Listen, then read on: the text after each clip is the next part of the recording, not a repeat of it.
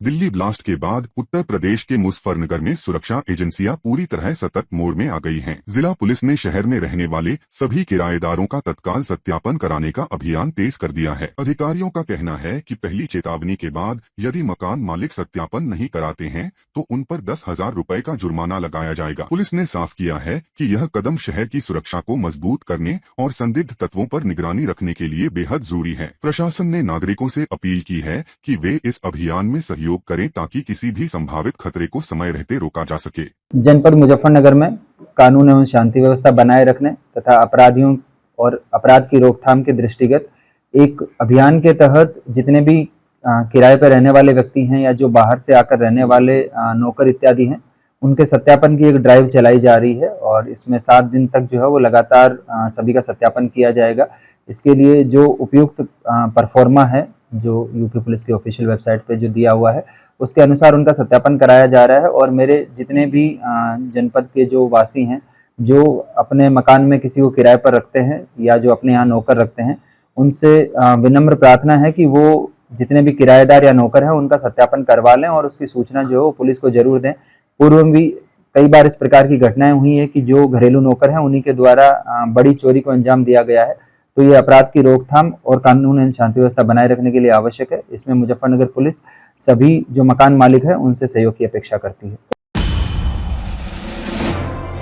मुजफ्फरनगर में SSP office पर आज उस समय हड़कंप मच गया जब एक महिला ने खुद पर पेट्रोल छिड़ककर आत्मदाह का प्रयास किया। भोपा क्षेत्र के भोका रेहड़ी की रहने वाली पीड़िता ने आरोप लगाया कि उसका पति और ससुरालीजन लंबे समय से उसे प्रताड़ित कर रहे हैं, लेकिन कार्रवाई न होने से तंग आकर वह आत्मदाह करने पहुंची। पेट्रोल की तेज गंध और छींटों के कारण महिला की आंखों में जलन शुरू हो गई, जिसके बाद पुलिस ने तुरंत उसे पकड़कर अस्पताल भिजवाया। मामले की जानकारी पर पुलिस अधिकारियों ने जांच शुरू कर दी है और पीड़िता के आरोपों की गंभीरता से पड़ताल की जा रही है। मामला यह था सर, मेरी बहन है, वो उसकी शादी करी थी हमने भोकरेड़ी में। उसके घर परिवार वाले, उसका हस्बैंड उसे मारता पीटता है बहुत ज़्यादा।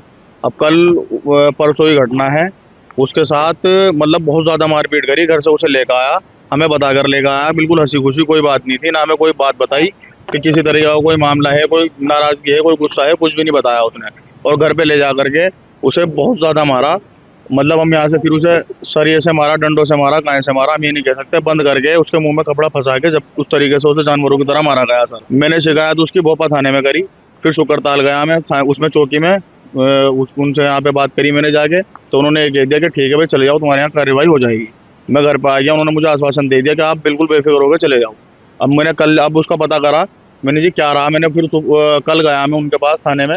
मैंने कहा जी क्या कार्रवाई करी आपने इस हमारे मामले में? तो कह रहे हैं कि कोई बात नहीं, उठ जाएगा। सुनो सर मेरी बात, आप उन्होंने ये कहा है कि मतलब कार्रवाई हमने कर दी। अब मैं घर पहुंच गया, बिल्कुल बेफिक्र हो गया कि मेरी बहन को न्याय मिल जाएगा। अब उसके बाद मैं दोबारा मेरे पास फ़ोन आता है कि उसकी जो है 151 में जमानत हो गई। अब सर मामला बैठ रहा है ये मारपीट का, इतनी बुरी तरीके से मार रखा है उसे मेरी बहन। मतलब यहाँ पे आके जब उसे कोई सुनवाई नहीं हो रही, कुछ नहीं हो रहा है, 151 क्या धारा होती है सर बताओ मुझे आप? उसमें उसे बाहर के बाहर जमानत कर दिया। यहाँ पर आई मेरी बहन, मैं यहाँ पर था नहीं, मुझे घर वाले लेकर के आए उसे। उसने कहा कि मुझे वहाँ दरखास्त लगानी है कप्तान साहब के यहाँ पर वो आई, मुझे इनका फ़ोन आया कि यहाँ पर आके उसने पेट्रोल डाल लिया अपने अंदर, आग लगाने की कोशिश की।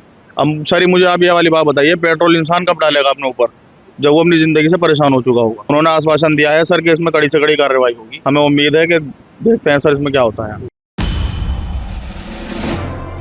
सहारनपुर में अपराधियों के हौसले इस कदर बुलंद हैं कि थाना जनकपुरी क्षेत्र में टीपी नगर चौकी से मात्र 20 कदम की दूरी पर 3 नकाबपोश बदमाश दिन दहाड़े एक चोकर व्यापारी के गोदाम में घुसे और तमंचे के बल पर करीब 7 लाख रुपए लूटकर फरार हो गए। उस समय गोदाम में कैश कलेक्शन चल रहा था। पूरी वारदात सीसीटीवी में कैद है, जिसकी डीवीआर पुलिस ने कब्जे में ले ली है। सूचना पर पुलिस और डीआईजी अभिषेक सिंह मौके पर पहुंचे। इस घटना से व्यापारी वर्ग में गहरा आक्रोश है और क्षेत्र की सुरक्षा व्यवस्था पर सवाल खड़े हो रहे हैं। देखिए, आज सुबह 11:30 बजे सूचना आई है कि संजीव ट्रेडर नाम की एक चोकर की बेचने की दुकान है, जिस पर 3 लोग आए थे। उन्होंने तमंचा दिखा के यहाँ पर सोफे पे इनके पास में लगभग 7 लाख रुपए रखे हुए थे और उसको ये लेके गए हैं।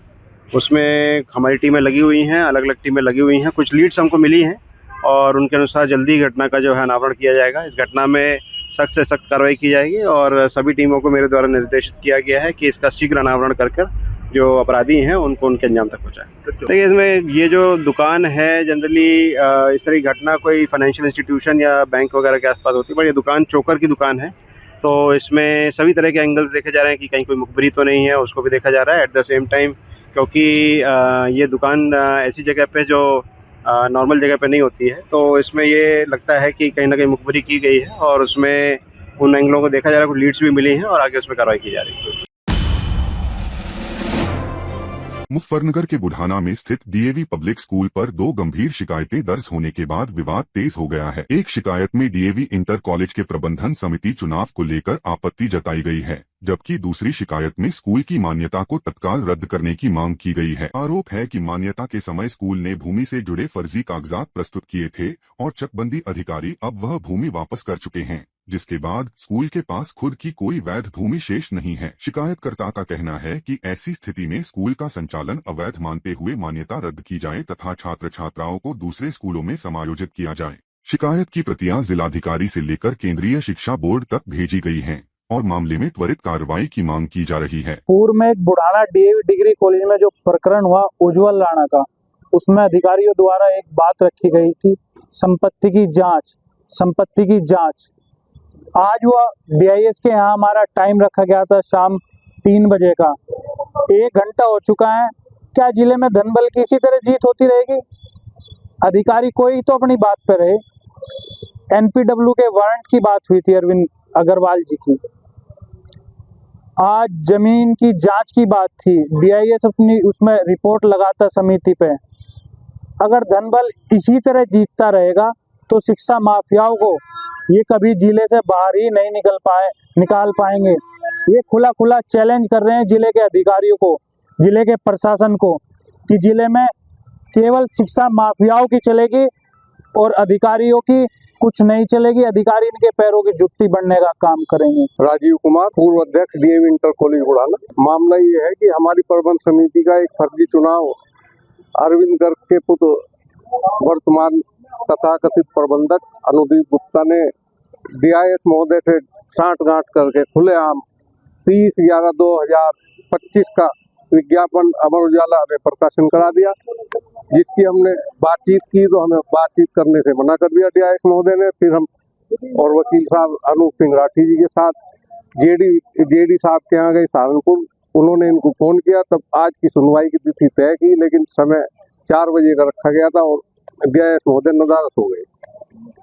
ये खुलेआम शिक्षा माफिया अरविंद गर्ग उसके पुत्र अनुदीप गुप्ता का समर्थन कर रहे हैं, धन बल के आधार पर उनको कायम कर रहे हैं और मृतक उज्जवल राणा की आत्मा को बहुत बड़ी ठेस पहुंच रही है और छात्रों के भविष्य पे बहुत बड़ा अंधकार छा रहा है। इसी प्रकार डीएवी पब्लिक स्कूल को इन्होंने अवैध रूप से कब्जा कर रखा है, उसकी 12,000 वर्ग मीटर कब्जा रखी है।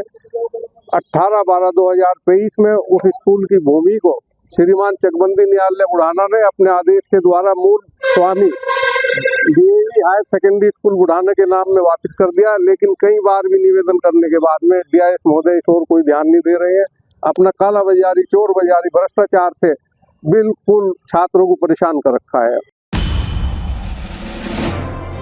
मुजफ्फरनगर में किसान मजदूर संगठन का चकबंदी विभाग के खिलाफ धरना आज 5वें दिन भी जारी रहा। किसानों पर हो रहे कथित अत्याचार को लेकर आंदोलनरत संगठन के राष्ट्रीय अध्यक्ष ठाकुर पूरन सिंह आज धरना स्थल पहुंचे। उन्होंने बताया कि जिला प्रशासन ने किसानों को आश्वासन दिया है कि चकबंदी प्रक्रिया 1 महीने के लिए स्थगित रहेगी और यदि नक्शा 23 की जांच में 50% से अधिक त्रुटियां पाई जाती हैं तो इसे पूरी तरह निरस्त कर दिया जाएगा। पूरन सिंह ने इसे किसानों की बड़ी जीत बताते हुए कहा कि यदि 1 महीने में भी मांगे पूरी नहीं हुई तो वे दोबारा यहीं धरना देंगे। जिलाधिकारी द्वारा एसडीएम, एडीएम और चकबंदी अधिकारी की 3 सदस्यीय जांच कमेटी गठित कर दी गई है। देखो, समाधान ये है कि जिलाधिकारी द्वारा और एसओसी और सीओ के द्वारा, एडीएम साहब के द्वारा आज लिखित में एक लेटर दिया गया किसानों को और ये कहा गया कि 1 महीने तक पूर्ण रूप से चकबंदी स्थगित रहेगी और यदि इसमें 50% तक त्रुटि पाई गई नक्शा 23 में तो उसके बाद नक्शा 23 को निरस्त कर दिया जाएगा। आज ये किसान जो बैठे थे उनकी जीत है।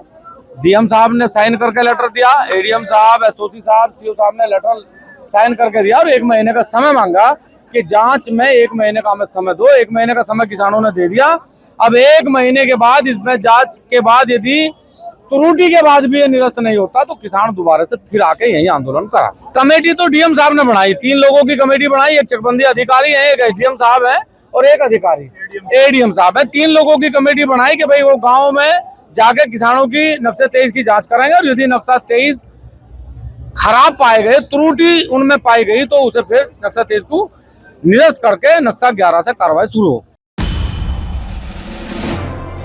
मुजफ्फरनगर में ई रिक्शा चालकों ने आज जिलाधिकारी कार्यालय पर जोरदार प्रदर्शन करते हुए प्रशासन द्वारा जबरन थोपे गए नई रूट व्यवस्था को तुरंत वापस लेने की मांग उठाई। प्रदर्शनकारियों का कहना है कि रूट लागू है लेकिन किराया दर उचित नहीं, इसलिए उत्तर प्रदेश परिवहन निगम की तरह 10 रुपए प्रति किलोमीटर किराया दर ई रिक्शा चालकों पर भी लागू की जाए। यूनियन ने आरटीओ से ड्राइविंग लाइसेंस, फिटनेस और इंश्योरेंस निःशुल्क जारी करने, अवैध वसूली बंद कराने, दुर्घटना में 5 लाख रुपए मुआवजे, गरीब चालकों की बेटियों को विवाह योजना में प्राथमिकता और ई रिक्शा मजदूर क्रेडिट कार्ड योजना शुरू करने की मांग रखी। प्रदर्शनकारियों ने कहा कि बार बार चालान और आर्थिक शोषण के चलते जीविका संकट में है, इसलिए प्रशासन तुरंत कार्रवाई करे। मेरा नाम सुदेश कुमार गौतम, भारतीय ई रिक्शा मजदूर यूनियन का अध्यक्ष। सर हड़ताल ये जो है 19 तारीख से चालू है, 3 दिन हमें हो चुके हैं यहाँ पे, लेकिन प्रशासन ने आज तक आज आए अधिकारी हमारे पास में, लेकिन 3 दिन तक कोई नहीं हमारे पास में आया। और हमें मजदूर आदमी है, अपने बच्चों का रिक्शा चला के पालन पोषण करते हैं, लेकिन मेरे मजदूर साथियों के साथ में जो उत्पीड़न हो रहा है वो असहनीय हो चुका है। उत्पीड़न आए दिन इनके चालान काटते हैं। आज भी अगर हमने रिक्शा वालों को बुलाया और उन्हें बुला के मतलब बुलाना चाहा तो पुलिस ने उन पर लाठीचार्ज करने की कोशिश करेगी सरकारी अस्पताल पे। ये बड़ी जाति है, क्या मजदूर इस भारत देश के अंदर, आजाद भारत के अंदर अपनी आवाज नहीं उठा सकता? ये उत्पीड़न इसलिए करते हैं तो रूट व्यवस्था लागू कर रहे हैं, जबकि हमने रूट व्यवस्था को कहते सर अपना चाहिए 1 किलोमीटर के दूर तक लगा दे भाई, यहाँ पे नो एंट्री है, यहाँ पे कोई रिक्शा नहीं जाएगी, हमारा मजदूर वहाँ नहीं जाएगा। लेकिन वहाँ पे कारें निकल सकती है, वहाँ पे वो ट्रैक्टर निकल सकते हैं, मोटरसाइकिलें निकल सकती है, लेकिन रिक्शा नहीं निकल सकती। हमें बड़ा दुख है कि हमारे मजदूरों पे रूट व्यवस्था लादे जा रही है, और जबकि कंपनी 100 मुजफ्फरनगर के अंदर ई रिक्शाओं की है, भीड़ की व्यवस्था को ई रिक्शा मजदूर को बता रहे हैं। जो कंपनी आए दिन रिक्शा अपनी बेचती है, आरटीओ साहब उसे पास करे हैं। रूट और लूट प्रशासन का काम है और ये कर रहा है। मजदूर आदमी बड़ा उत्पीड़न है, जिसके घर में आटा है, तेल है, नमक है नहीं है, बीमार बच्चे हैं, इनके परिवार में कोई मतलब जो है स्कूल में बच्चा भी पढ़ता होगा, लेकिन कोई नहीं सुनता। हम सर ये चाहते हैं जब तक हमारी मांगे नहीं पूरी होगी तो रूट बंद हो। एक लाइसेंस, इंश्योरेंस, फिटनेस के नाम पे जो लूट करे जा रहे हैं, लाइसेंस, इंश्योरेंस, फिटनेस के नाम पे, वे डीएम के साहब के संज्ञान में एक कैंप लगाता है इन मजदूरों के। वे सरकारी जो 5,000 रुपए 3 कागजों पे है, उन पर 12-12 हजार रुपए ले जा रहे हैं। हम मजदूर आदमी है, हमारी सरकार सुनाई करे, और हमारे योगी मुख्यमंत्री हमारे महात्मा है, संत है, उन्हें इस मजदूर की देखनी चाहिए। जिला मुजफ्फरनगर के मजदूर किस तरीके से परेशान करे जा रहे हैं।